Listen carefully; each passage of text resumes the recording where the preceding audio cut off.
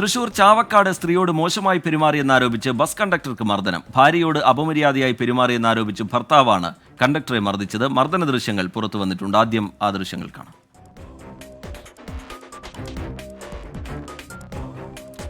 സൂരജ് സജി ചേരുന്നുണ്ട് വിവരങ്ങളുമായി തൃശൂരിൽ നിന്ന്. സൂരജ്, വിവരങ്ങൾ. സൂരജ്, ഈ ദൃശ്യങ്ങളിൽ കാണുന്ന സംഭവം നടന്നത് ഇന്നലെയാണ് എന്നുള്ളതാണ് നമുക്ക് ലഭിക്കുന്ന വിവരം. ഇന്നലെയാണ് ഈ ചാവക്കാട് ബസ് സ്റ്റാൻഡിൽ വെച്ച് ഇത്തരത്തിൽ ബസ് കണ്ടക്ടർക്ക് മർദ്ദനമേൽക്കുന്ന ഒരു സാഹചര്യം ഉണ്ടായത്. ഈ യുവതിയുടെ ഭർത്താവാണ് എന്ന് പറഞ്ഞു വന്നയാൾ ഈ കണ്ടക്ടറെ മർദ്ദിക്കുകയായിരുന്നു എന്നുള്ളതാണ് പറയുന്നത്. യുവതിയോട് ഫോൺ നമ്പർ ഉൾപ്പെടെ ആവശ്യപ്പെട്ടു.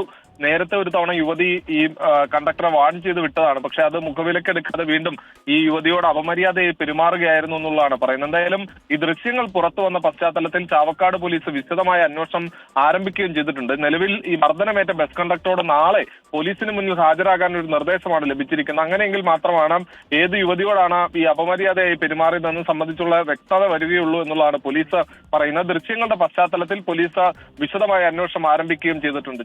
ശരി, സൂരജ് സജി തൃശൂരിൽ നിന്ന് വിവരങ്ങൾ നൽകുകയായിരുന്നു.